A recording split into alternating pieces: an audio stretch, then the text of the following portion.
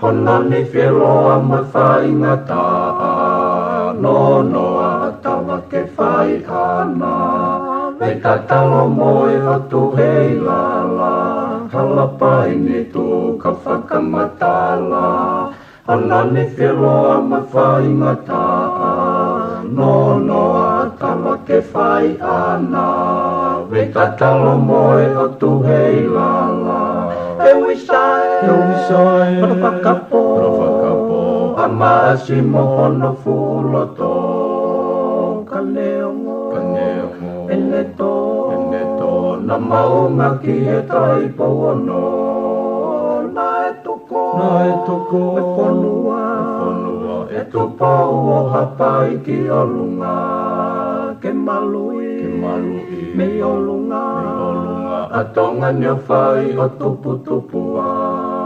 Utulai na o tumatanga Matakau no weka whakautanga Matangi mari e ko maua whaanga Utukalonga luko e hakeanga Utulai na o tumatanga Matakau no weka whakautanga Matangi mari e ko maua whaanga Utukalonga luko e hakeanga Hewisai, Rovakapo, Amasi mohono fuloto Kaneongo, Eneto, Namaunga ki e taipo ono Naetoko, Efonua Etupau o hapai ki olunga Ke malui, me olunga Atonga nyo whai o tupu-tupua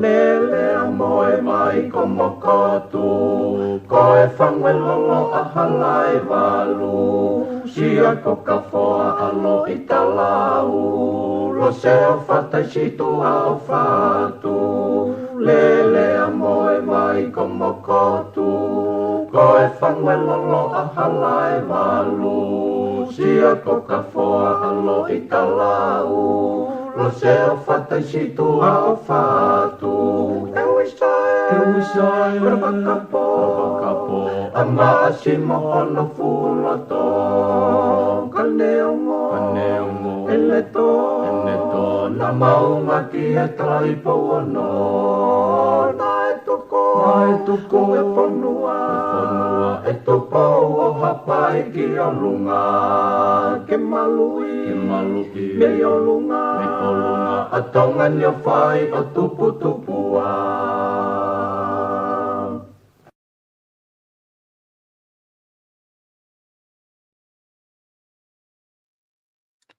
Ko kore ke hufanga mo he talamalo I whanua, ka maenga he talawhatapu kutoa be, o ku whaafatapu at pamehen, talangata e tea, o whaikutua mama, o ka atahe whanga maari e, pongpongin ke pahoka toa e tau polokalama koe, whatu whanua wha opa mo e ki minister, Paula Piveni Pikala.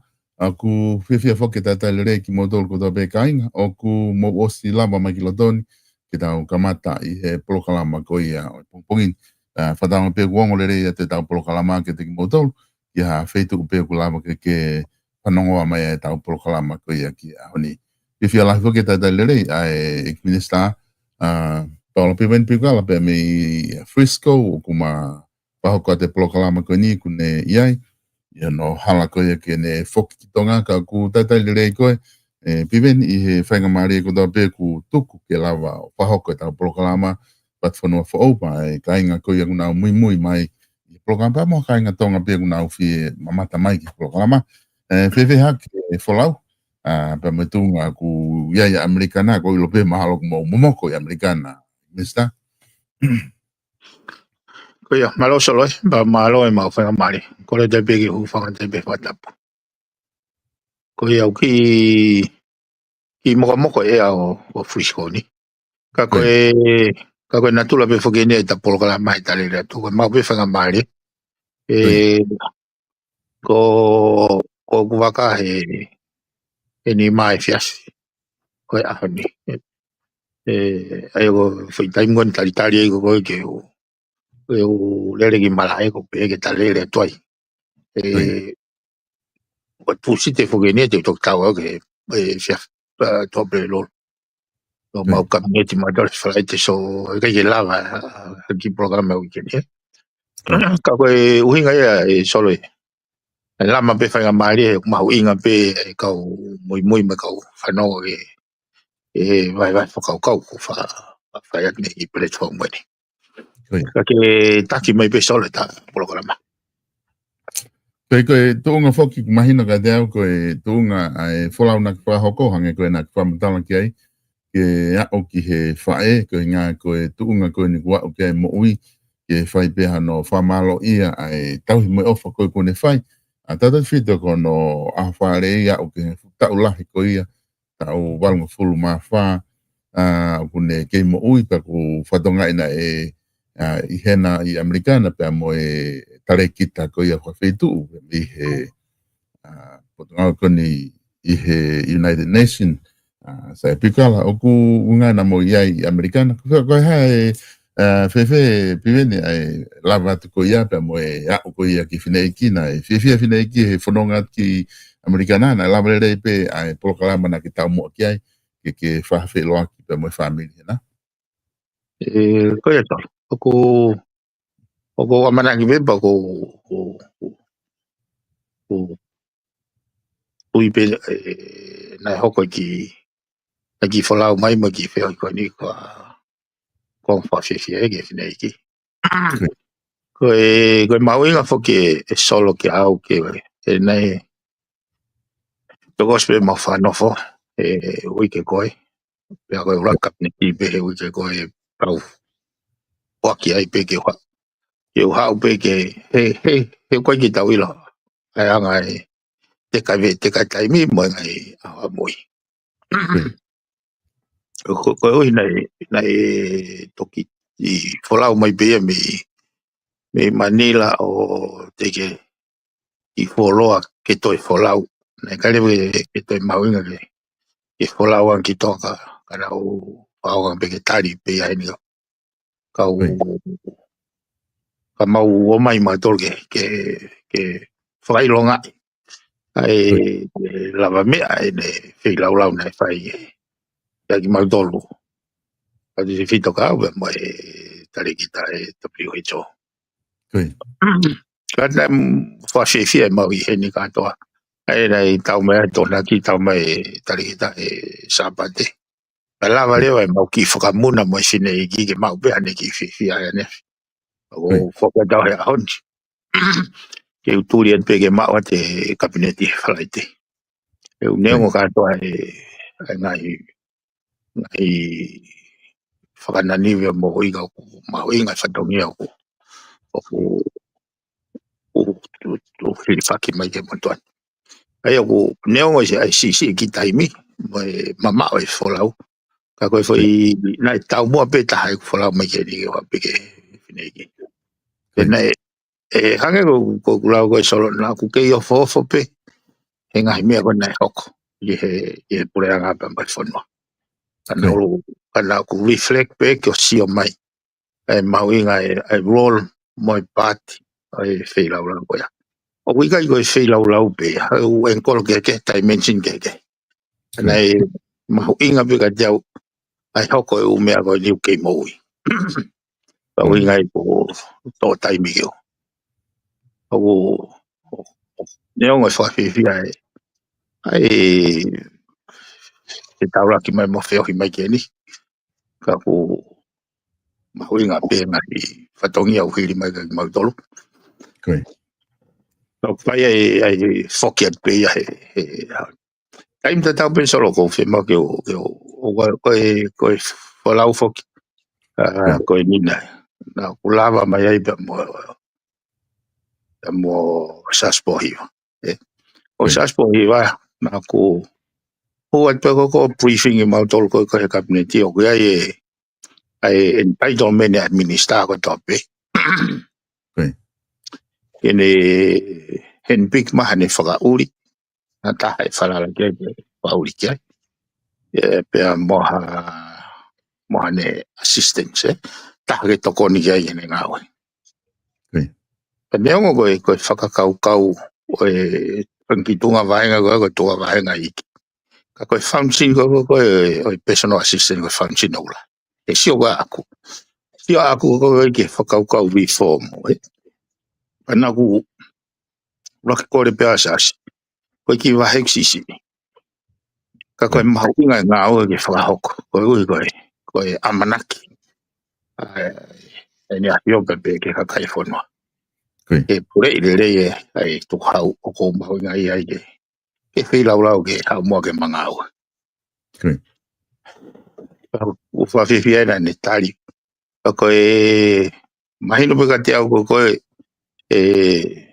o se mo kabneti we ko si pe au poaki ai bege pare me mai no poco no o fi mari bege o ki poaki foi weekend e o fa fe bege mamai tem de tau ko fe fa malo en ke kau po na toko ni mai e ma sola voluntarily bege no o pa panga ma fola o e matikite o e ma fa no hea e hoko neongo ko funky engol ke fai no funky toko ni ka hoko ya ko ha abakla ya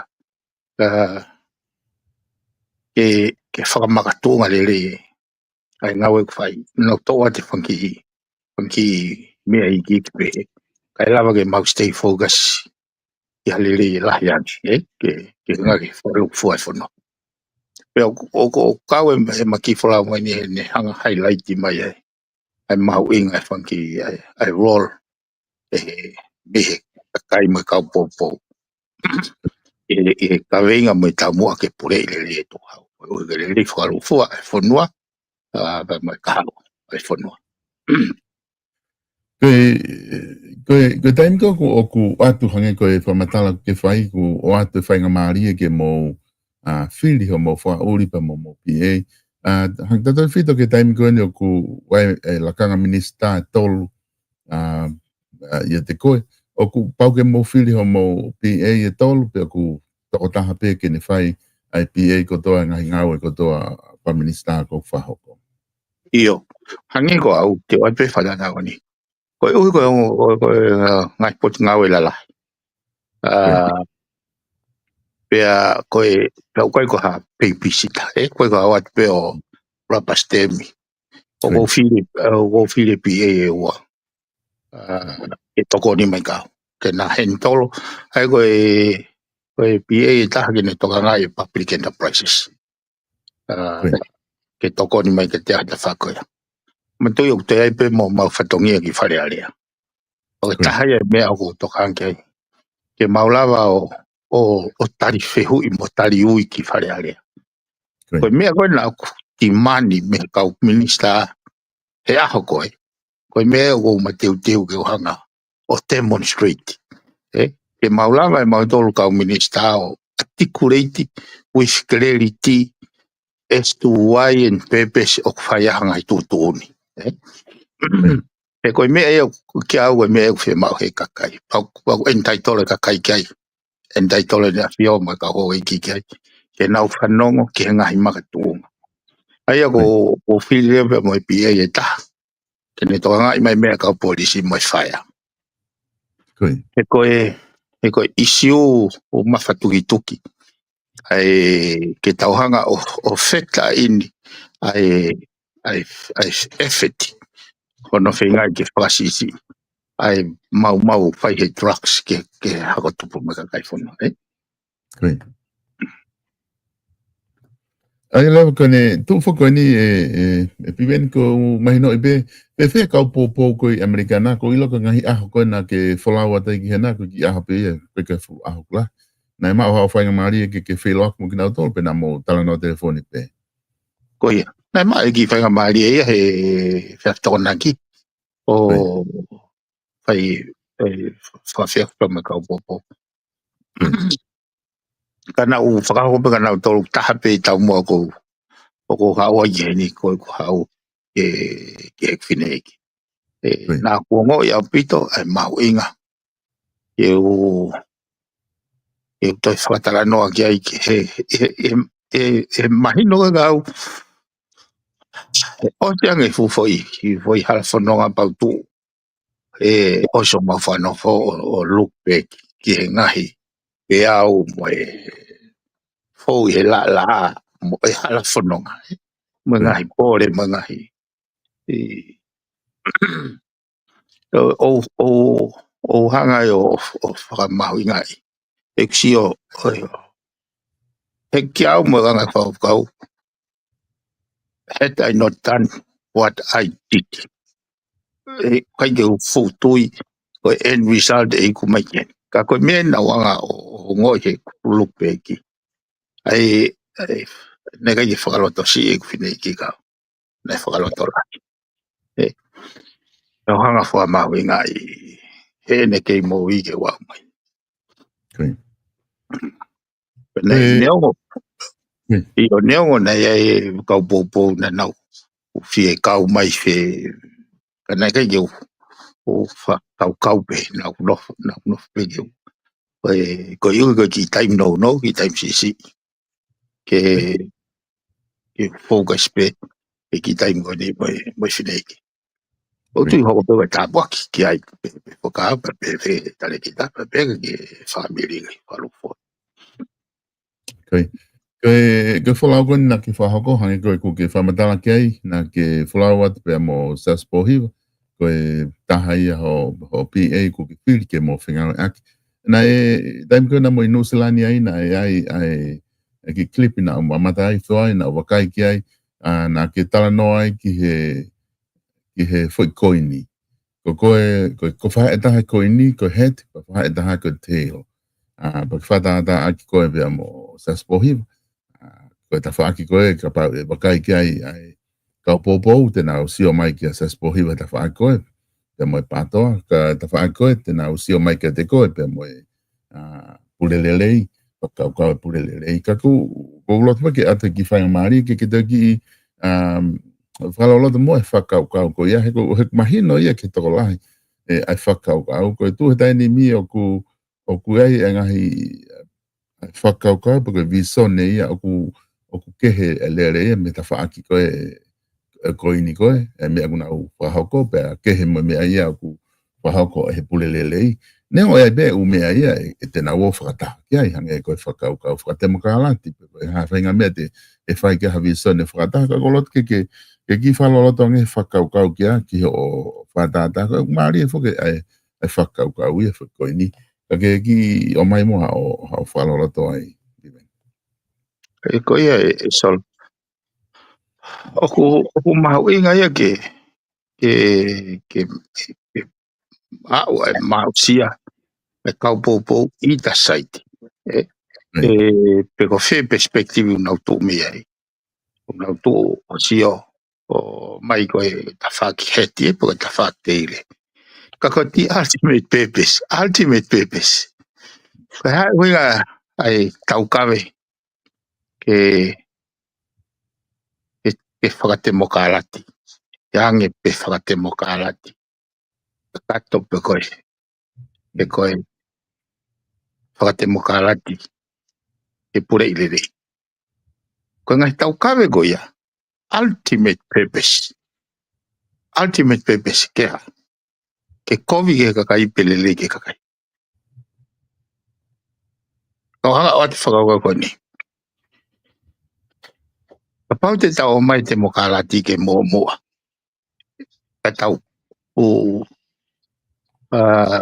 all out i ha whahinga mea pe ke mau e te mokalati.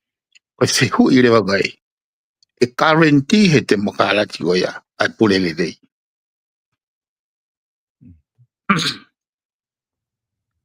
O kuia e mea ia ki toi loloto anga whakaukau. He ko au na ku o kou tui ki te mokalati. I he context mai atakai ke ngā we i te mokalati ke pule i lere i tukau. I he lelei ai kakai. Ka pau tau pehe. Ka pau te tauhanga o remove ultimate end result ke pule i lere i tukau ki he lelei ai kakai. Ai ka whi ultimate ia. Ka pau te tau remove ia, ka tau nofo pehe te mokalati. Ki au ki purposeless, ki veike e whakaukau ea. He ku, tau lawa te tōsio. Tau pehe ke he umea koe nuku ku o hake. Tau pehe ko Amerikani. O hake e Trump mo ene kau IT. Ai mau ko osfai he ngai establishment whakate mokarati. Ai ko pehe. As long o ko hini ma kei tōlai. Pea le leile vai. Rotonga ko hikini tau pepe tau pate whawhau mai peki ki tonga. Na tau ngau ea ke whakaukau e principle o parliamentary democracy. Ko e loto e tōlahi. Na tau whetakai mahe loto e tōlahi. Na hikini ma pe loto e tōlahi. I he ngahi whakaukau koe na implement e pureanga. Kau e whakaukau koe na rulutai. Sai. Te mokalatia, lote tōlahi. Koe mahu mai koe ni, koe establishment ni na e tari he te mokalati, ke whakatu e lulutai, ake lahe pāanga koe. Pea no me retirement fund. Koe whakahiku, koe mahu atu, o tangutu mai establishment koe ni o tala mai, pureanga whou, kai ke mō mai hawhitu miliona. Koe whanau miliona ko os whakamore ki kau tāko ni. Koe tai aunga. Koe kuwhehu i. Koe whoi temo kahalati koe ia. Ke pure lelei. Pea lelei ke kakai. Pe koe temo kahalati koe ia. Ke lelei pea ai kau taki. Kau politikare. Kau koe kakai. Aia koe. Sai, tuke whakamai ke. Ke whehu koe nake oi ngai. Koe whoi koe ni. Koe koe ni o ku kiria hono pepe. Sika paka ki hako ini, e kai te lawa whawhetauaki. Whetauaki, Ka kohono enkolo o kuna keke. Ka kohono pepe siuka. Ai ko kuhinga pehe. Ka paurewa koe pepe se kau ai te mokalati ke pure i lerei. Ki he lerei e kakai. Tau harai. Tau keke pe ai mea unau inga. Tau harai whare au koe ni. Koe whakau koe nau pepe si. Ultimately, ultimatamu. Ke pure i lerei, ke lerei kakai. Peu ke sio mai koe heti, peu ke sio mai koe teil. But the outcome, the end result. Peu ke sio mai koe pure lerei, peu ke sio mai koe patoa te mokalat kakat. Ka pau koe na ultimate end result. Ke pure i lerei tu hau, koe ke lerei kakai. Tau ke tepe. Ka koe whakakau a aku. Koe talo no tala no i mai riri whakate mokalati. Ke pule i lere e tu hau. ke le ia kakai sai ko huinga foke e ko hanga ko o whakatoka ngai ai tau composition ni mo ne uniqueness e ko si ui mai ne afio ana ia e pure i le to hau ke le ia kakai to tong to i lai ne me whakaukau ka paure o ke ai hataha i o ke taha noa o hui kai ko ultimate end result ia au ke he miso ne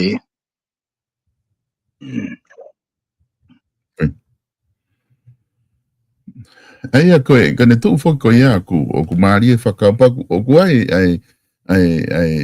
whakaukau atu ke mahino pe ka au ai whamatala ku ke whai ko te mokalati ko ngā whai tau mahino i ko toa pe te mokalati o ku ai ngai mea ku lelei ki he whonua sai ki he whonua koe o ngai mea kai ki sai ki ai ko ngai mea sai ki he whonua koe hange koe na koko Amerika o ngai mea ia o Palparema ko tonga o tau o se mahino i kātua peta tolu ai umea kon koe maari tangata mo fefine mo fefine hufanga whatapu o koe ki sa ia ke a ki tau tolu iha whainga ta wha ake wau ke lotu me mea koe ai kai ke hiki fu umai peka ko pau ke whakatau mua ai mea koko whaiha no teke ai ki mea koko hanga ko whamatala ka pai ate pulelelei o tukui mua ke tau whakatau mua ke ai whainga te mokalati ka mahino rewa ai purpose ba mo feitu ukwai ke folau ka ko whakau fokia me la whaaki koe e taha o koe ni o mai he kau taki koe ia u whakau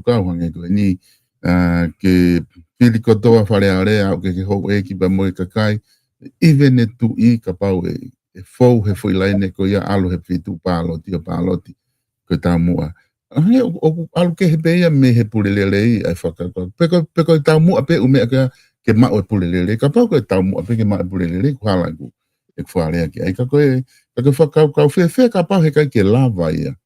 I he ta whakoi ni taha, me ta whakoi ni taha ke na tau mua he whi mea e taha. O kai ki whaingo ia ke lava. Ke harewa mea hoko. o kui kai ko Palparema ia sol. I am no way in an attempt ke peheke o mai ke nau tu whata. No. Ko whinga te ke nau hanga whata o ngai te purpose ka pau koe it's the same. Te wate whakaukau o nisol. Nai whoki mai ka wakomi. Nai nau ki kolo mana nau whanau ki shopping. Whoki mai nau tolu wai ka ume eo nau whamoi mahake nau toria mo malanga mai ake wafa sisu. Pana wola unga kia sisu. O koe ka mea ke hei au o nau malanga nau tolo whamoi mahake ake ho huafa. Ako mautolu e ko sisu ko ia mautolu. O wai te kau a taha iai, Ai o koe te ke ma whanga whakaukau koe ni. Hui kai ke claim ownership ha taha he mea koe ni. O koe ko whanga ko whiga, ko winga kuia solo ke tuke e nau he kolo aki. He ka pau koe nau tau mua, koe kakai, koe lelei e kakai, ki he lelei e totong tu hau e kakai.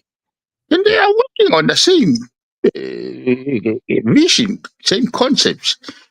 Ai ako kuhinga, sape ho ki mea a koe o ke whai, mai engolo ke sio mea ai, whai lelei pe ia.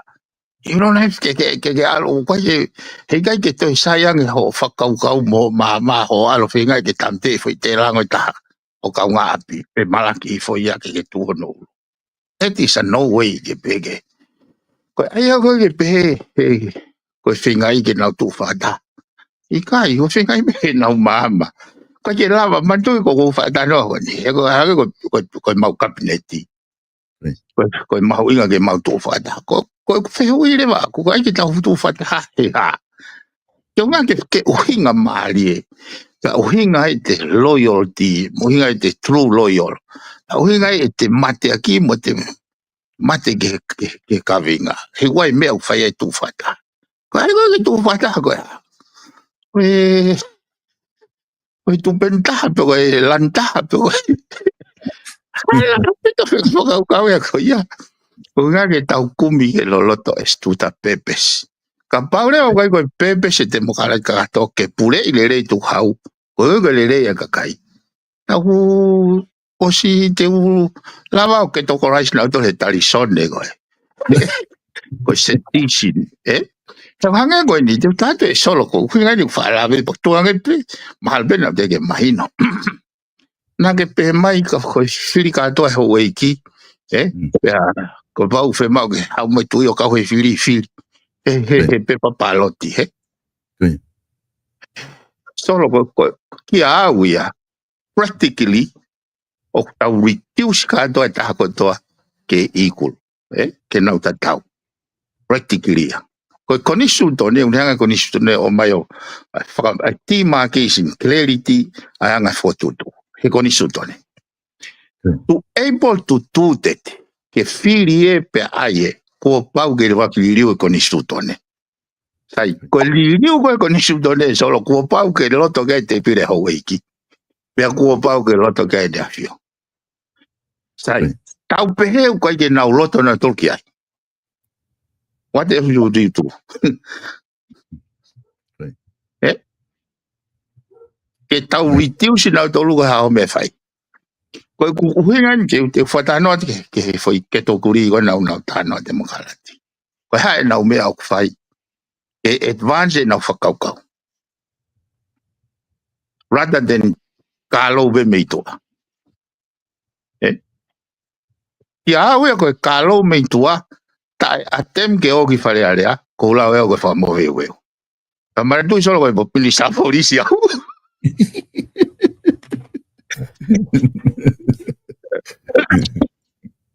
Ia au mahuinga gau. Haka hau e tolonga merino. Ya tulo ai. Taulang funua. Ko e whainga whakaukau koe ni. I loa ka tukuanga ke hako. E hoko ia koe mau. E toki hoko mai he tau tangata e tau whanau. Koe whehui lewa tau tangata koe ni. E ke tukuanga ke mo veu ai ho whanau. E te nau eke mai pe na tau i whetau do. Pai ke utu pēha. Kia oe o koe lahanga ho whakawhehui mo ho whatanoa mai. He foi konga engolo koe o koe ni ke whatemo ka alat ka kato.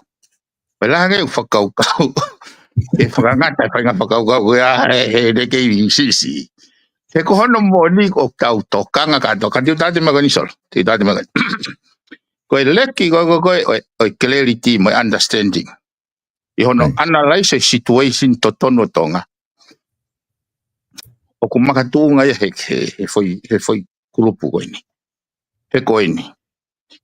Ko American. Koe kakai te whito whanuani koe kau intia kula. Kana nau nofo wā tāpe. Hao e civilise lo tu mo e mama e ako. O mai ke whanuani koe ki hapure angai. Nau ke nofo wā tāpe. Kai ke ha historia ia. Ke pehe koe hatu i poka. O whahinga na nau whailau mate hoi. O nau hako no whenga ki whamao pope whanua. Kai ke ha historia pehe. Kana e uhinga le lewa e nau ngau ea ke temo karati. He kui kai ke hatu i peko ha pure anga. Peko ha ngahi haka. Uhinga e ulau solo. Hoko pehepe i aseleria, hoko pehepe i... Nai teke ke nau hoko nau toko ha united. Ko ha foi, ko ha pure anga. Na nau hoko pe nau toko ko kau tribe pipe o nofo fuloto vata. O pure i whaka tribolo pe. O tonga na e kehe. Pea koe lau marie o e ngai teke whakatemo kālati. Na e whai mai he pare mea maroko a whirisi. Na e loloto ia ke pure i le rei. Ka koe lau marie na e whakotu a ki. Koe mea ko no whakoko whaitara noa ke mea koe ni ki mua pa ke tori i. A whoi a kau. Whakau loloto ke toka tahana ane tō. Koe whakamao popo e whanuani na e whai a he tui ulo aki.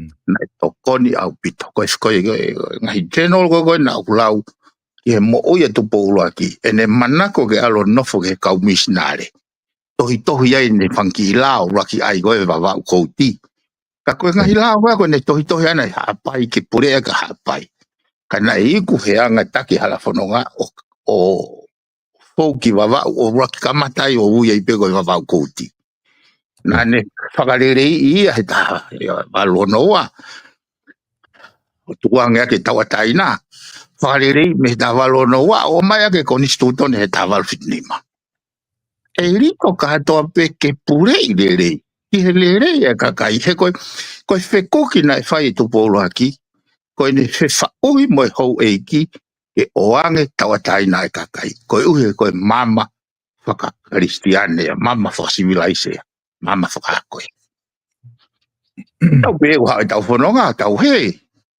e mai he foi wa tai mi ko ya ko fu mai a kirisi mo ne ka venga mo ne viso ne na I kai au pito ke hau ke demolish ai pure anga ai pure whakatui ko ne hau ke demolish ai corruption ni pure kovi ko uhinga e solo me pango pe ko ya o ke tunga ko ni ka he kai ke tau whakawai vai aki ai mahino ka pau he kai ke whakatontono e keuri fo te palparema ko ni ke tau whanau mai nau whanau ai a gawe o kai ke I'm not playing behavior playing games e mea ko ni this is about the future of our children and their children ka pau na mahino ka te au ko tau mo ai ko kirisi ta pikini ke demolish ka ke te dat ko foi meni whanga loka ia ke whakaukau ni na ia foi time na fe toke ke aga minisa polisi ma minista defense pena ti mani lewa he minisa polisi ia ke whafise minista defense ka ko ui ko firia kakai na e ko along lewa ai pare mia pa mo firia kakai o time ko na ne whahoka ti ne afio o kai ke toi mo ko ia ke minista defense na longo ne afio na kai ke respond mai pe ko hai ni whakaukau I'm going to also mahina ta koi reana he aki me taki fabricare goni na no fo ke wa pa ke usio pe ko hai ni me fai o ne reana pe e ilo mai he ne afio koi konga la he ko mo ui ke device hafa unga e tolonga mo tulo ai hatui ko ngai me gono o mai gon he whakaukau e te mo kala kakato is to reduce ko hinga ko aku solo he ko lava sio na aku hua ki whareare na aku whakakaukau pehe au ko te pire ho eiki ko nau tolu o ku hinga e palo parema aho no pure I tuhau si na aku o vare au bide wanga whatonga aho no ngawe ke kakaya ko ignorance e ko tai tokanga ho eiki ke nau advance e nau ngahi I whakakaukau o whakafoi tui te oatu ke he koe hono moni solo ko fia he foi ma whakoni bau ke le whanonga I ho whai whelau ake he tanwhala he upanga pau whai wheo hopo ai solo I au ko hono le titi mai sia kai haa me tuhau nai whai he ngai fupoi mea koni nau hanga o ngawe ake hiki ni mai toko lahi mo tai maa usia e hou eiki ke le titi mai sia nau to o tuhau e kakai ki he interest pea nau tolo pe hui ange pe ngai fu sirina e vahe ke tanala pe ulo o reflect mai he infrastructure ai hala o I whanua hala tari ai hala ka kui vea sirini koe na excavative ngahi mo ua mo ngahi hopo au ke whango full million koe hui koe na e tonu e whai koe pe tonu e whai koe lo ke kusioga aku solo whakatou kai halo au mawhai ai ke me ai te tawa te to ke ai ko amana ke solo ke hanga foto ke cabinet ko ni e kore ke ne afio ke foto ha royal commissions ke fai ha inquiry ki he issue ko ni o tan hala rakia mo issue ko o lulutai ko ku sio ko ke lulutai solo ko foi kai ha whakapoto mo e me tu ka kai ko fe hui ko ke ngai holoti koe ha ai ngahi makatuunga na muhanga yo tisait ke whakatau e wakapuna pe koe. Ai ki wakapuna pe koe na e baka. He ki wheitu goni si aina. Ha e huinga na nofo e peho mou. Hoho i mo mou. Mana ko he ki wakapuna na e talo ne baka he wa tawalo. Ha e huinga. Urake e whiwi. Whiwi whiga wa. Ha e huinga na ho vare peku nofo ho mou atamai mo mou mana ko ke whakatawa ke tahanima miliona. Hai bo whiwi atu. O mai ange due diligence. Ke uhinga na mou mana ko ai he ki waka. Rakia.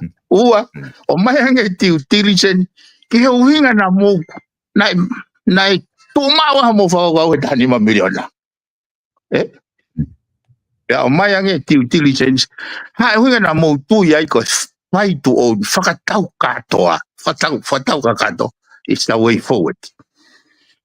Hamena ka ke whakaukau iai ke lisi ha wakapuna. Ha e huinga na ke te whakaukau ia ki wakapuna pe me fisi pe ki wakapuna pe nusila. Ha e huinga na ke whakaukau iai ke negotiate ke assess a lifetime o ngai component o wakapuna ke makatunga negotiate price. O mai ange ngai report ko ia ke mahino ka ki mautol whaitutuni ko mo na mo exhaust i he best interest e whanua. Ke muhangange o convince mautol whaitutuni au ni. Ke mau mao ha confident ke toi o atu e 5 million. Ke mau valerea ke kautawa koni. Kakai tatau pena nau fotu. O atu kai ngai fusilin koni. Kakai tatau pena nau toi mai taramai. Kai au ngai kauta. Kai oleo ke mau maa 5 million. Ke au eo ke koha. Kai koha kakai vale ni asa e solo. Kakai ako lere. Kakai hai o hinga na nau whaitutuni. Whakavare bea. O i kai ke nau malu. Iwa ngahi application ia. O te fictitious o te professional duty. Ke te malu i tuku hau mo interest e kakai e whanua. Ko te whatonga he ngahi fuakawa koe ne kau minister mo kau mo. Ke whaia ke te poto moto tuku i ngata moto iwi. Ke malu i. Ai tuku hau e whanua. E whakapoto moto. Koe kusio o amount low and pilo ke taimina uia ngai whata. Whata tau ke umea koe ko whata noi. Mea bene asma huata mai e ai hopo ko koe Royal Commission he asika. Ka toa e uwhi haraki na whakahoko he pureanga. Na e hanga he Royal Commission a koe ni o highlight mai matawaiwai. Pea au ke nau pe ko loto ke mou viri taki. Ke o mai umea koe he. Ka toa e umea koe. Koe repeat pe foi palo pare matatau. I he lulu tai toi. Repeat pe palo pare matatau he tanara. Pa koe koe ngata anga e upal pare ma. O kulahe upal pare ma. Ai ke au ko hinga foka he fafini solo. Ke maua te kabinete falaite. E fotu ke hafonga ke vete. Pa ke usa tau ko hatu o ko haki hia sisi. Solo na wa o eke na eke ke tare kita. O civil aviation ni. He highly regulated industry gani. Na kanga whamatara. Koe hopo koe o electoral bribery. Koe hopo koe ana e whaia he loa court he civil standard. Koe taimwena nau abili ai ke whamautangi. Nai tikrea mai whamautangi o hala ke hopo ie ai case koe ni he civil standard. Kua pau ke hikia ke olunga ki he criminal standard. E hene pehe e ngawe aki ai beyond reasonable doubt. Pena neanga e o ansita e toko tolo. Osi kiria apitono ono whamarala mai whamautangi. Osi pa te fotu mai whamautangi. Koe lao whiria tonga. Lao pea taha ngofu ai. E whaka ilo tu oua hataha. Ia hia peta. Pane ne hanga rewa pe mai. Koe concept koe tapol jeopardy. Ai ko ta ofi whakalao ke te whakailo to ua hata I ha fwoi hia ta tau. O ku whakangofu ai he lao wane. Ai he lao wane electro o ke whakailo to ua. Course of action keke. Ai koe whailo koe I he course of action koe oi hia. O ku ngau pula e tau e tolu. Pe koe moa panga ni mase. Pe koe whakatou I whakilo.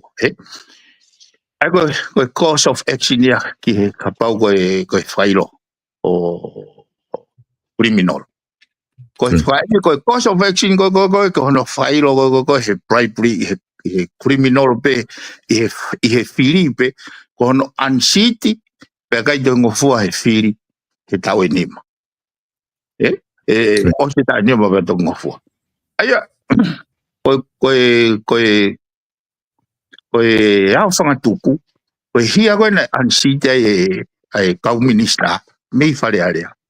It's a criminal case. Sai. Koe lao koe reserve bank. Mai lao koe civil aviation ni. O kui ai ngahi kupu ai ke fit and proper persons. Pea koe ngai koe kiuria en te ke hikai te ke lava ke hoko ko ha senior person I ha panke pe ko ha airline. Ka pau o ke osi moua I ha hopo hia pea koe hia koe ya is about dishonesty. Tō tangutu tonu pe foi moua koe ne kau minista koe ni. Pea koe toi make it ese solo. Koe anti-corruption act. Pea mohono lao. Koe ngai schedule koe o hia ke ave ki anti-corruption commissioner ke ne whakatotoloi.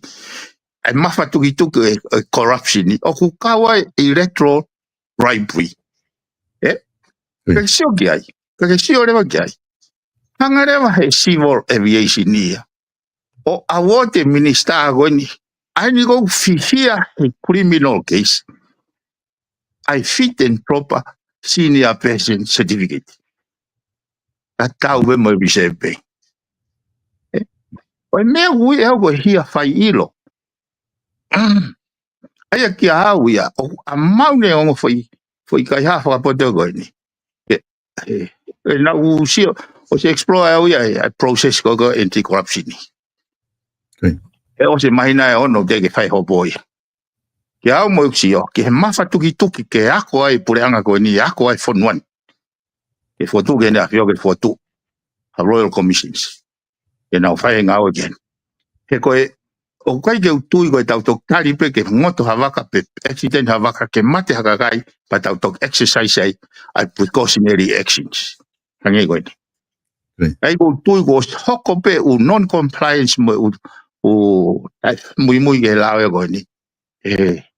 He unga ai hia koe ya. E whai leo hangau again. Tako amana kau hange koe ni. Nau whakahoko ke kapteni koe ai lulu tai. O kuke awea ulotongo ia kapteni o timotoanga whaonga popula. Koe ne non-compliance. Ki ngai whie mao whakaaluta. Lau pawaya ki ai. Uke osi lau e preliminary report ai accident na hoko. E ne hanga on tuhu imai matawai vai non-compliance. Mea nai dodon ke whai. He koe ka whangatoko mea koe tau peka pau. Sio hange koe hopo koe asika e. Koe whihui koe ke kau whakamau whakatui. Koe hae cause of the disaster. Koe tari na pe, ka mata pe me hono whakatau e waka. Koe kia hame pe, te kia hame pe hei mamat. The cause of disaster ka mata pe me hono whakatau e waka. Aia kia hau kai te ke moi mea koe he lulu tai. E nai osi ilo pe kako eni. Pea ka pau na ke whakatau pe he kautaki. Timan pe he kautaki ke tohu ki waka. Ke wholau pe mea. Ka koe foi last line of defense o nofo he kapteni. Ko ne pepe kapteni ko ke fit and proper waka ko ni ke aluita. Ko ne tuya. Kai dah ma fai lahi. Ana pepe he pailate, kapten pailate ke ne tau pe waka ke puna. Kai dah ma fai lahi ke tu ni ka. Ka ko ui ko nau siokita. Ko nau self interest. Ai ko fa da no ko lawon ko fa no ai. Masi ko me pe no ma wa foi ma. About the tarangada ke pure ko more foi ma. Sio mau inga ene foi man he mo ui e kakai e kau pasese o mai faka professional ke na obligated ke malu ke hau yo ko small feet ni o me go Newton ke pay attention e ne afio pay attention ke ai ho di mata kai fono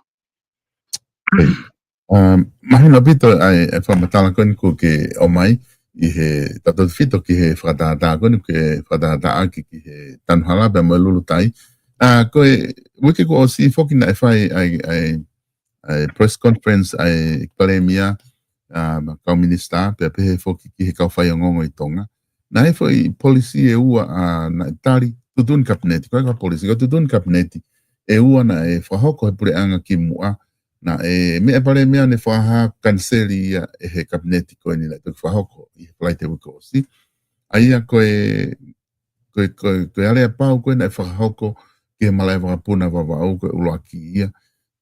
Ua rewa ke ngahi poate, kautare kita koe ngahi poate. Aia koe alea pau koe ni oku, me pare mea oku kanseli a tutu uni koe ni ka he te whaihano, te wakai fo o pa mo, te whahoko fo o ngā ue ki ai I he tuku ko ia.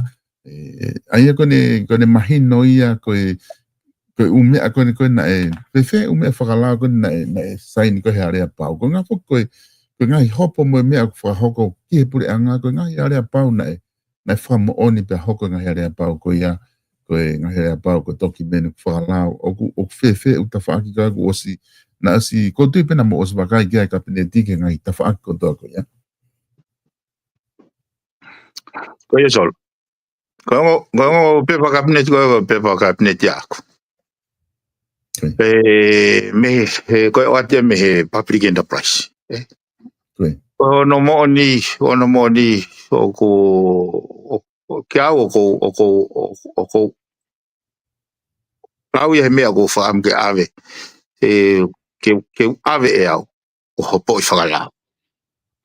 Te ukamata me he apot koa wawao. Pot koa wawao. Mea ewa nau tokanga ke o mai ai whare I whalao ki au. Ki mua pau make a decisions. Olo aki pe kuai ha mawhai I he kabineti ke a teika ke nau sign out ai hafu assets. Lahi pe he ai whanua. Koe malai wakapuna koe full assets koe malai wakapuna koe ma au sisi ua no million ai. More than 20 million. Ke nau hanga sign out ia ki ha custodian ni pe ko ha jurisdiction o ha kautaha Oku solo kapate tau pe nau sign out ke he Vodafone I lo he vare mo poto e kauta he Vodafone pe te au pe ko sign out ia ke e anusila fahinga credibility pe he o mea ko fai tutun kapau te ke alu solo ku kolo e kauta ko na nau sign ai ko fu kapa veve malo I tua puke kohe o ko. Ka koe mea u te whakamai solo. Koe kau investo a koe kau rei mātua. O sa e whako e turesi koe ai nofo anga e kau investo a. Ko rei mātua. Eke pako whena o ofisi ko rei mātua. Nā mo kau taha rei mātua solo na u wharere malai wakapuna. Solo, koe mea koe o ki tere whakamā ai fofo I mea. Pena e whai mea ko whatara noa ke I he Minister of Defense. Nā o mai ai whamatara ko ni o ko haa e tau. Ki hono o sign out without due diligence. Ai ngai fu infrastructure assets ki he pota. Mantoi o ku tau whekuki pa mo ngahi challenge ai kai tau lawa malu I tau pota. Pa tau sign out e tau kia au e solo. ulakia. Pe kuia ha mafai ua. Ko o folotina na usaina auti. O whakalao e mafai koia. E ko e airport I fo no foi ai e tonga airport limited. O whalere whaka poate ia. Pea mau be umea koia. Pena o sei be mo ki police investigations. Ai commissioner police na toki facilitated my tole ka minister in a confidential document pa winga hona ai fai tutuni ki he lelei ai ko fai tutuni ki he lelei ai kakai ki he lelei ai tong tu hau e faka poto ang ke cancel o revoke foi contract ko ai ko ua io ki e to he foi contract ko ya ko ale pau ko na fa mo oni ke nau alu o whai ngā ue ko o na e whai ko he kau taha airport ko hangi koe a te kau pasaseo check-in i hūk he wakapuna mga ngā ue pehe pe koe nau o whakalahi ai mala e wakapuna ko ia I wawao. Ai koe palo mese whakalahi ka nau operate ai mala e wakapuna. Ai koe foi palo mese ko foi palo mese ea. Ke anga koe kusio koe ke foi contract koe au apa hene kau tamai koe. O kukai hange nau sign out ia koe he kabineti I mua ai malai wakapuna hange ha kongere hange ha malai wakapuna nau kui. Hange koe ke nau kena to whakaukange ni. You have an asset worth 20 million. Pakisainia ke wange ki he hands of those that you don't really know. I he palo meste na wanga whakalakalakai. Kai kia ha whainga karento, kai kia ha sirinia ke pehe na hanga whakahumai tolunga miliona o tuku he reserve bank. Peko ha toi whahinga ata currency. Kai tau tala noa whoki he I tonga na o ku kau huku ma whanonga ngai pureanga e nau malanga e mo mahu inga ia he kau investor me muri. Kakai koku na atu ko invest ko I tonga. Koe kanseri ko ni o mo whai ki he rea pau ko ni une turi e kau investor me le matu ki me muri I tonga na ki muri.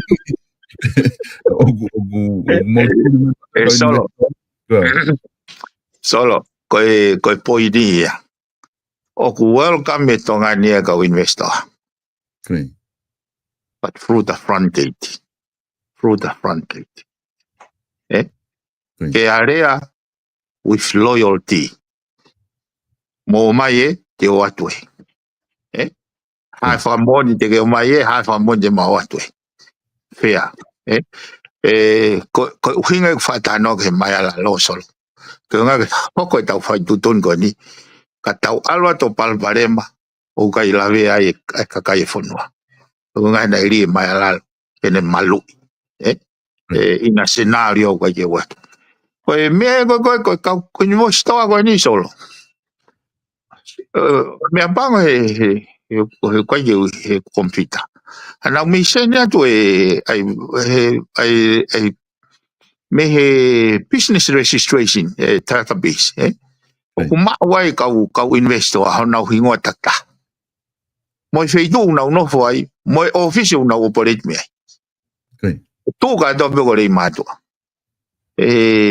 te hanga ko fen ke te whakatotolo e background he ko me fo ke go o ku whatano ai kai te ke lava si o ke ka au tai te ke lava connected ai totis I ko hiri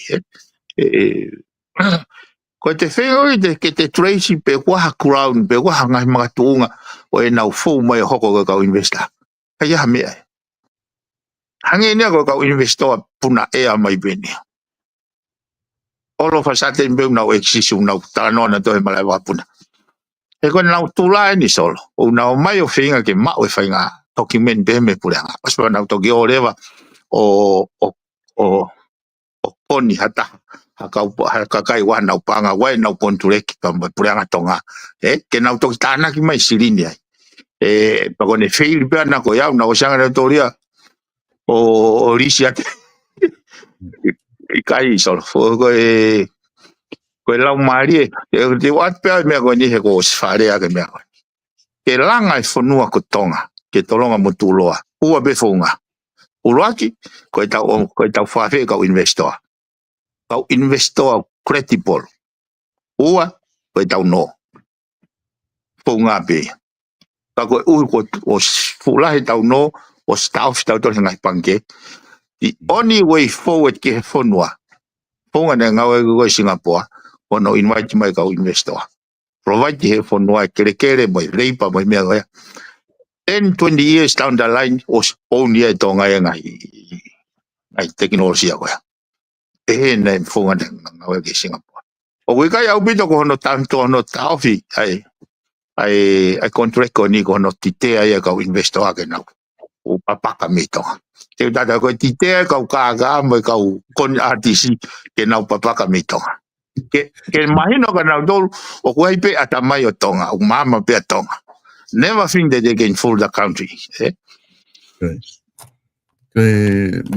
tata vi mena mau me ha ho ki ai o tana ke mo pa anga me ka ta ha ko ni de na una pesi de matua pa mo te tu na me mo to na me to ngan ka sai pe ko he na fa na ona me ek premia biven on talama te ai fo o pe pa ke ata pe ke na te fo mai pe mau ka ta ma o te hu mai pe mata pa mo ko ya o pe ko ta fa ki ko ni ki he ngai po ate ki ta fa o si ke ai hon ka ke te ho ba ka tu ni ko ya ku mo tari ko kabineti ke ta fa ki ko ai ta tare kita ngai po ate ko ni ngai business ko ya solo o kuma we avo ke fa to ka ngai he ka minister pa me kabineti ai role mo fa tongi au fa ngai po ate pe au kuma inga ke ya ha monitoring mechanism in place may have public enterprise ke na lava ensure or continuously improve ngai service ko ni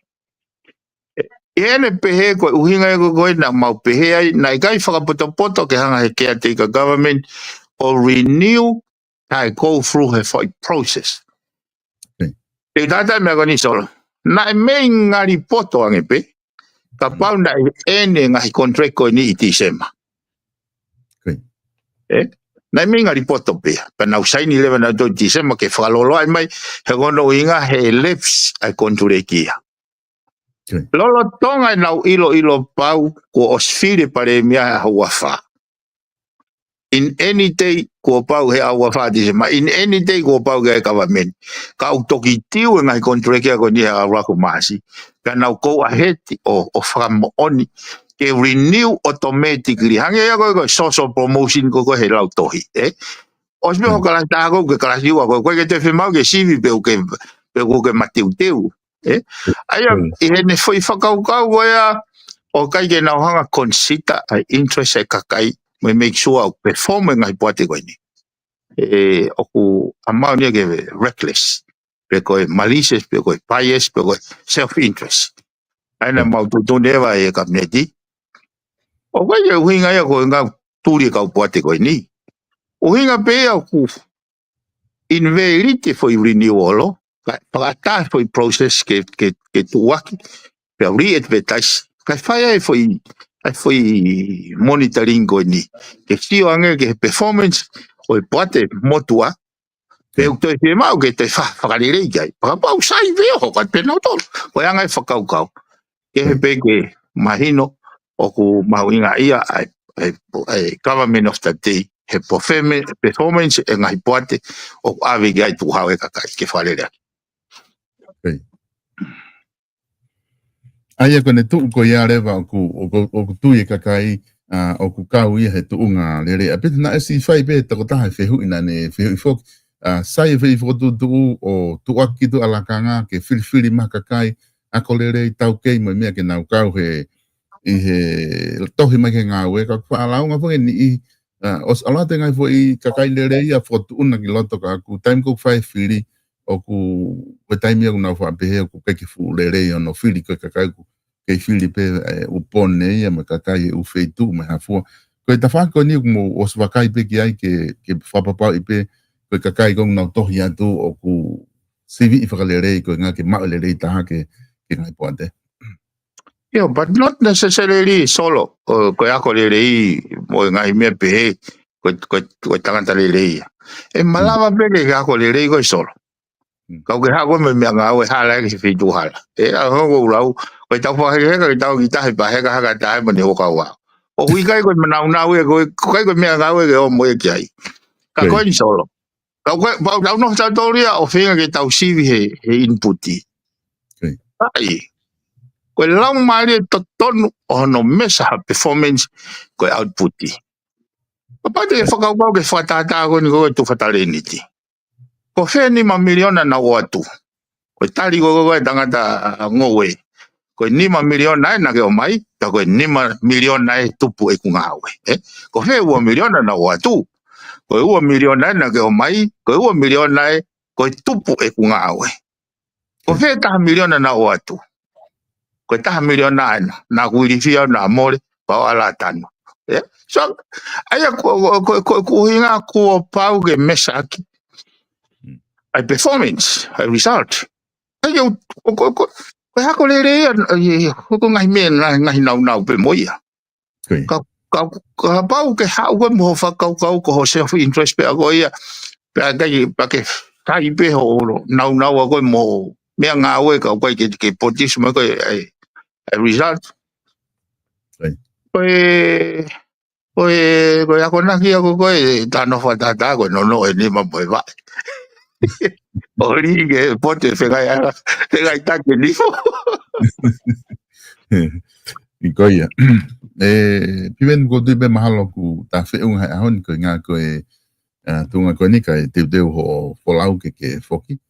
Wat pe whai maare koe nika pau te ai ha me au ke loto ke whamaa popo ke ai kata toki wakaihewi ka hau.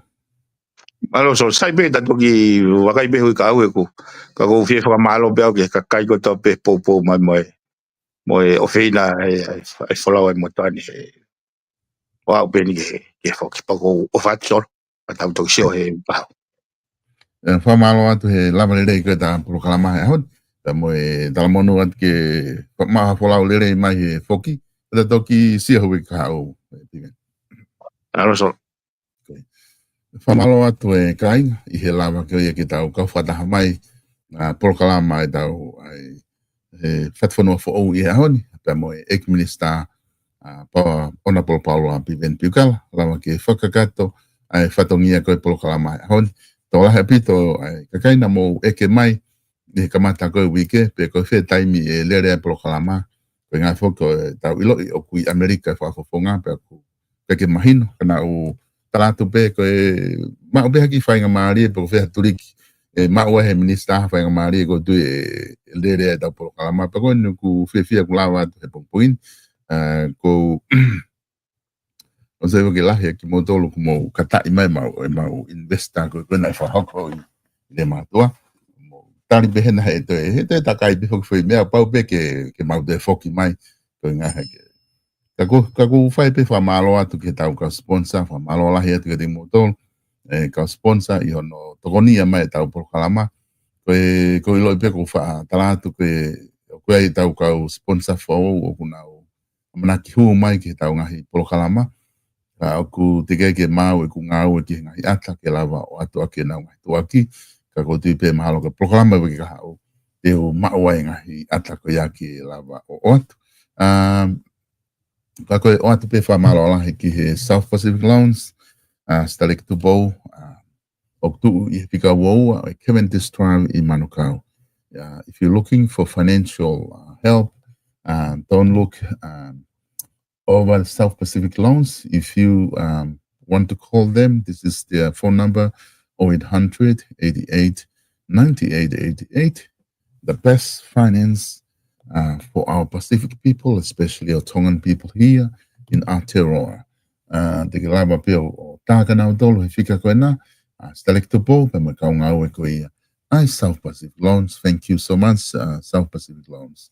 Ke ngata I he kautaha koe South Pacific Loans, o ku whamanatu ato I pe e tau kautaha koe ia, whare kos ulu, ki loto Nuk Alofa, whika hiva, o e whatawhehi road I loto Nuk Alofa, ma'u atu ai whahinga nau kotope. Original, ai klipa, kosi ulu, ai wal, pia moe paperless, amana ke te whaheka atu ai unau e waka koe ni ka hoko mai, ke o atu pe koe ngahe ko lo i ku tokolahe pito kakai ti mo dolo ku mo ihe, pare ko si teke ma'u pe me fika koe na klipa, original, koe trimmer, original, koe foil shaver, original, pea mo helu me hafua, original, ai konga lahi tahe ume a koe helu pea mo unau koe ia, ka koe klipa mo ngai mea koe ia koe ke mawatu madoha kopi. Ki tongana koe ngā mauloku mama o fe pola o aki me ave holo, te ria na osbeho mahina taha pea mau, kai te whinga holo te whakahela. Mau atu pe u klipa original, ke lava o mau ia pe me wharekosi ko ia Francis Tickets, pa malo atu tau kai ngai muri, tai mo wau tonga, o mo kukolo ai wharekosi pe mo wau ki ai, o kosi aka mo ulu, mau tui kei te ke tai fia, i ngau le rei ko ia, whahoko e Francis Tickets, ke te mo tolu i tonga. Ka tau wharekoloa wala, te ke tuutat mo tau uta fo ki ai, page facing, tuasila te tau, ta whaki pe Francis Tickets, hanga tu ko ia ke tau mo e pia building. Hawhainga wala peo ke fia mau, te ke lava mau ko toa tu ia, pe mei he page facing store, ua fitu, tolu ni mau no, ko fia telefonia, te ke lava fitu taki au eke, hawhainga fia mau pe, te nau lava o tokoni atu kia te koe, i tonga eke. Ka ke ngatai ka au ku manatui ai maka ko ia, whamanatu, a tesi, i he fika telefoni pe aka pe royalty headstone, pe he foki ki he nau live stream, pe mo nau tāwhalani, mo pe he ke ngai, kote ke ngai seasi, te ke lawa mau kotoa tu i he fika telefoni koe na i a tesi. Ka ke ngatai ka koe kunani center, i loto Havelu loto, mana tu yange ai kunani center, ngahi nau whare kotoa pe, o kulala mau atu i a pe me kunani center, i loto Havelu loto, pe foki ki he tau kautaha waka, siu i moana freight services, i e fika te au hiwa walu, e Tennessee Avenue, te ke lava fituta, ki ai ke fleti, ki hau whainga fia mau, fia mau mea kai, tine lava toko ne atu kia te koe. Hoko e taha, koe plokalama ia ai, hoko e taha koe plokalama ia whawhango saione, ai whahoko atu ia pa mo whaifika au sales waka, i he hoko ko ia ai taha, ka mo mea atau toki whelongo aki i hoko e taha.